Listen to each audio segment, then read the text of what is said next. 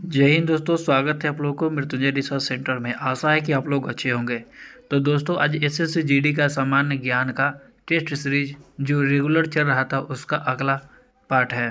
तो दोस्तों, आप यहां से अपने आंकड़ा को ज़रूर जांच सकते हैं टेस्ट सीरीज को देखकर।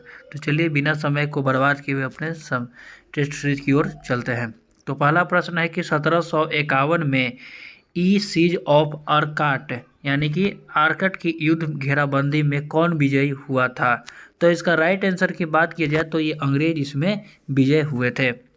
अगले प्रश्न की ओर देखते हैं। अगला प्रश्न है कि कौन मतलब कि रोग है होता है जब विटामिन डी की कमी होने के कारण बच्चे की बढ़ती हड्डी का विकास नहीं होता है। बच्चों में हड्डी का विकास किस विटामिन की कमी से डी की कमी से होता है, वो रोग क्या कहलाता है ये बताना है। तो इसका सूखा रोग होता है दोस्तों। इसका राइट आंसर सूखा रोग। सूखा रोग में बच्चों की हड्डी का विकास नहीं होता, और किस कारण से? विटामिन डी के कारण से। चलिए अगले प्रश्न की ओर बढ़ते हैं। अगला प्रश्न है कि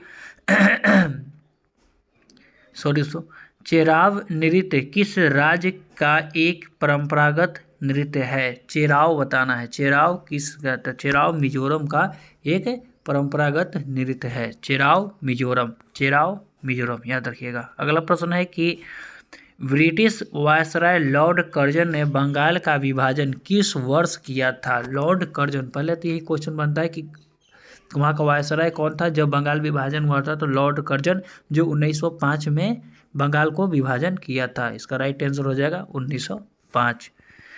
अगला प्रश्न है कि मानव शरीर की सबसे छोटी हड्डी कौन सी है? तो मानव शरीर की सबसे छोटी हड्डी की बात करें तो स्टेपीज हो जाएगा। स्टेपीज। स्टेपीज सबसे छोटी हड्डी। अगला प्रश्न है कि सेम पुस्तक का लेखक कौन है? सेम पुस्तक का लेखक कौन है? तो सेम पुस्तक का लेखक सलमान रुश्दी है। सलमान रुश्दी। सेम पुस्तक का लेखक सलमान रुश्दी है। अगला प्रश्न है कि भारत में संविधान का कौन सा भाग नागरिकों को कर्तव्य से संबंधित है? नागरिकों के कर्तव्य से संबंधित है कौन सा भाग, ये बताना है। तो नागरिकों के कर्तव्य से संबंधित की भाग की बात करें तो भाग 4A है, और यहीं अनुच्छेद की बात करें तो 51A हो जाएगा। अगले प्रश्न की ओर बढ़ते हैं। अगला प्रश्न है कि निम्नलिखित में से क्या अस्थि द्वारा बनाई गई रक्त कोशिका का एक प्रकार है? ये बताना है कि क्या है।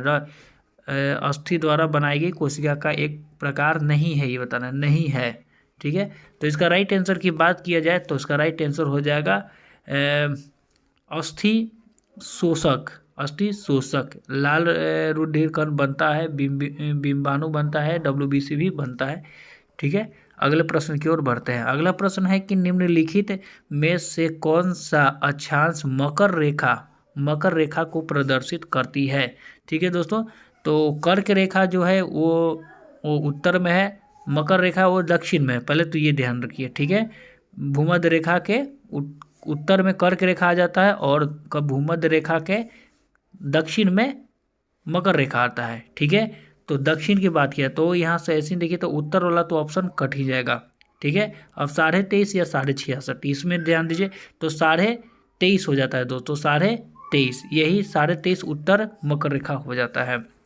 चलिए अगले प्रश्न की ओर बढ़ते हैं। अगला प्रश्न है कि निम्नलिखित में से किस खगोलीय पिंड को सैरन नामक एक प्राकृतिक उपग्रह है?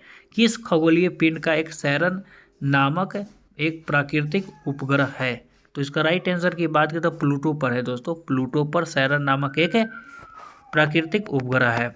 अगले प्रश्न देखते हैं। अगला प्रश्न है कि निम्नलिखित में से कौन सा कारक मैड हैंटर रोग नाम से जाना जाता है? तो मैड हैंटर रोग के नाम से क्या जाना जाता है दोस्तों, ये बताना है। तो इसका राइट आंसर हो जाएगा ऑप्शन बी, पारा वायरस बताना है। यही। चलिए अगले प्रश्न की ओर बढ़ते हैं।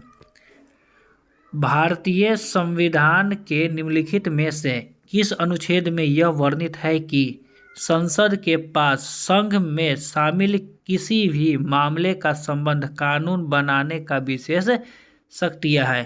तो इसका राइट आंसर की बात करते हैं तो इसका राइट आंसर अनुच्छेद 246 हो जाएगा। ऑप्शन ए इसका राइट आंसर है। अगला प्रश्न है कि निम्नलिखित में से कौन सा राज्य या केंद्र शासित प्रदेश, ठीक है, पारंपरिक रूप से एक दही आधारित तरीदार व्यंजन से संबंधित है। दही आधारित तरीदार व्यंजन से संबंधित है, जिसे यखनी के नाम से जाना जाता है, ठीक है। तो इसका राइट आंसर मध्य प्रदेश हो जाएगा दोस्तों। मध्य प्रदेश में ये यखनी होता है, वहाँ का व्यंजन है। अगला प्रश्न है कि गुप्त प्रशासन के संदर्भ में गुप्त प्रशासन के समय वीथी शब्द का क्या अर्थ था, ये बताना है। तो वीथी गुप्त प्रशासन में वीथी का जो अर्थ था वो प्रशासनिक इकाई से संबंधित था वीथी।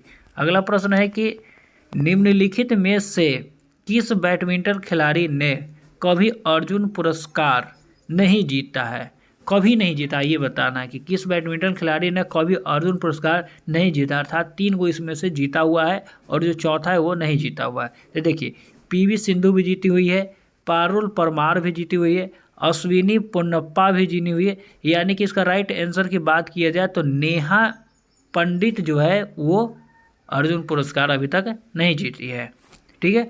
अगले प्रश्न की ओर बढ़ते हैं। अगला प्रश्न है कि निम्नलिखित में से कौन सा जंतु जगत के निडेरियन संघ के अंतर्गत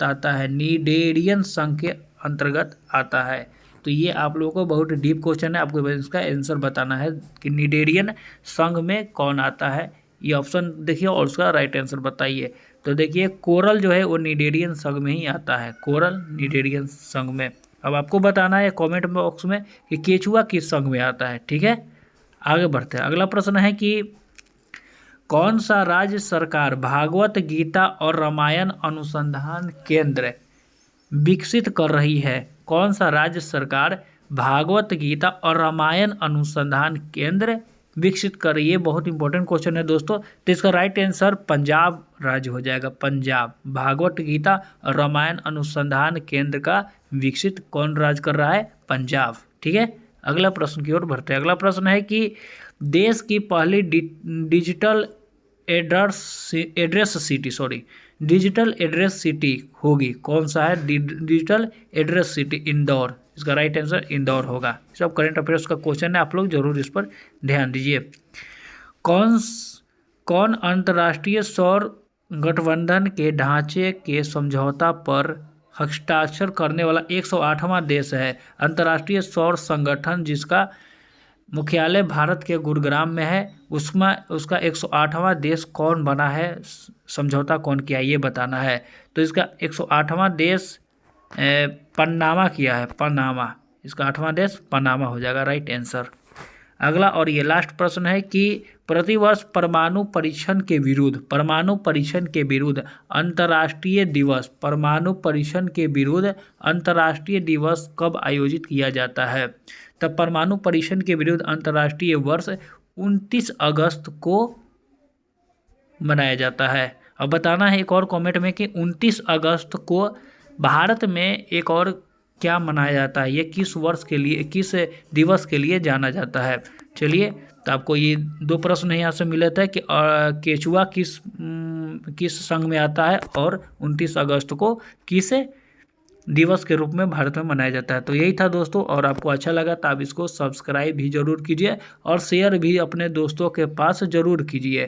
तो चलिए मिलते हैं अगले वीडियो में। अगर आपको अच्छा लगा है तो इसे लाइक शेयर भी जरूर कीजिए। तो चलिए मिलते हैं अगले वीडियो में, तब तक के लिए जय हिंद, जय भारत।